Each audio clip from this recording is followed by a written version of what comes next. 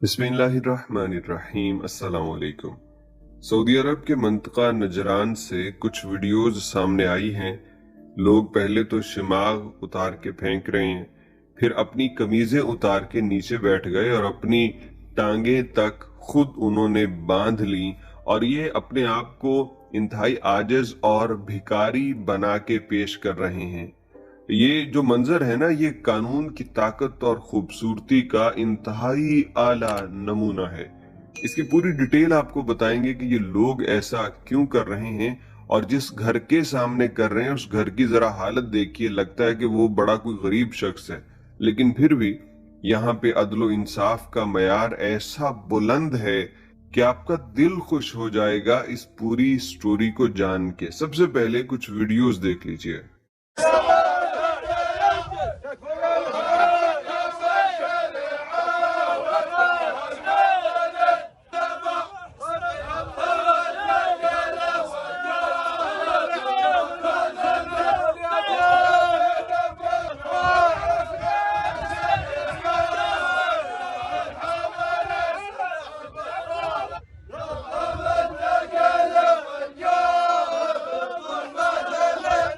तफसीलात कुछ इस तरह से है कि नजरान में एक कबीला है आले रिज्क, और इस कबीले के ही एक बंदे ने दूसरे बंदे को कत्ल कर दिया था कुछ साल पहले, जो कि उसका कजन था। अब इस कातिल का नाम है मोहम्मद बिन मसफर। तो अब इस बंदे को किसास के तौर पे अदालत ने हुक्म दे दिया है कि इस बंदे की गर्दन काट दी जाए और जैसे इसने दूसरे का खून बहाया इसका खून भी बहा दिया जाए। अब किसास का वक्त करीब आ चुका है और वो कातिल जेल में अपनी सजा के करीब होते साथ ही खौफजदा भी है कि अब मर जाऊंगा। तो उस कातिल को बचाने के लिए, उसके लिए मुआफी तलब करने की खातिर ये पूरे का पूरा कबीला और इनके बड़े बड़े सरदार वो मकतूल के वरसा के घर पहुंचे हुए हैं। और जब ये जाते हैं, पहले तो ये कसीदे पढ़ते हैं, उनसे जाके उनके बड़ों की तारीफें करके मुआफी मांगते हैं। जब ये बात भी नहीं बनती तो फिर वो क्या करते हैं, अपने शिमाग सरों से उतार के नीचे फेंकते हैं। अब भी बात नहीं बनी तो अपने कपड़े और कमीजें फाड़ के नीचे रखते हैं और फिर अपनी टांगों को बांध के नीचे बैठ जाते हैं। ठीक वैसे ही जैसे एक जानवर जिसको ज़िबह किया जाना हो और उसको इंसान बांध देते हैं ना, तो वो आजिज है, कमजोर हो चुका है, वो कुछ नहीं कर सकता।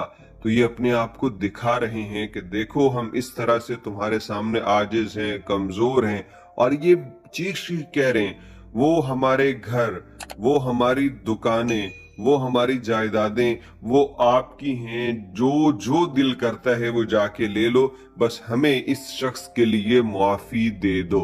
और जिस घर के सामने बैठ के ये कर रहे हैं वो घर जरा देखिए, वो भी नजर आता है इसके अंदर।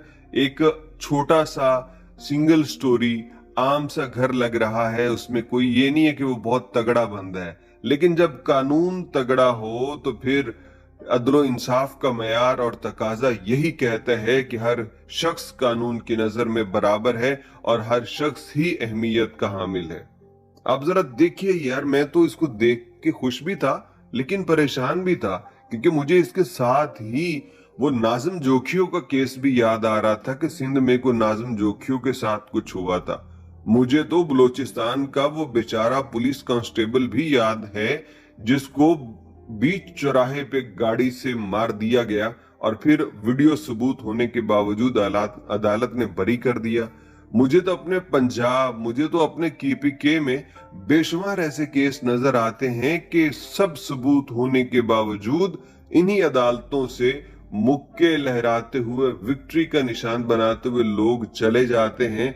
और अगर कोई वरसा, कोई मकतूल के लवाहिकीन थोड़ी देर के लिए स्टैंड ले भी लें तो फिर उन्हें अदालतों में कत्ल कर दिया जाता है। और दूसरी तरफ इंसान कैसे जी रहे हैं कि घर का कत्ल हुआ है और पूरे का पूरा कबीला और बड़े लोग वहां पे आके भिखारी बने हुए हैं, वहां पे आके मिन्नत समाजत कर रहे हैं, उनकी मिन्नत तरला कर करके गुजारिश कर रहे हैं कि खुदा के वास्ते हमें माफ कर दो, जो लेना चाहते हो ले लो। और अगर ये माफ नहीं करेंगे तो फिर उसकी गर्दन कटेगी। और अगर ये माफ नहीं करते तो कबीले के किसी एक बंदे की भी जुर्रत नहीं होगी कि इनकी तरफ आंख उठा के देख सके। ना कोई सऊदी का गवर्नर, ना सऊदी शाही खानदान का कोई फर्द, किसी की जुर्रत नहीं कि कोई इसको धमका सके या इसको मजबूर करे। कोई भी नहीं कर सकता।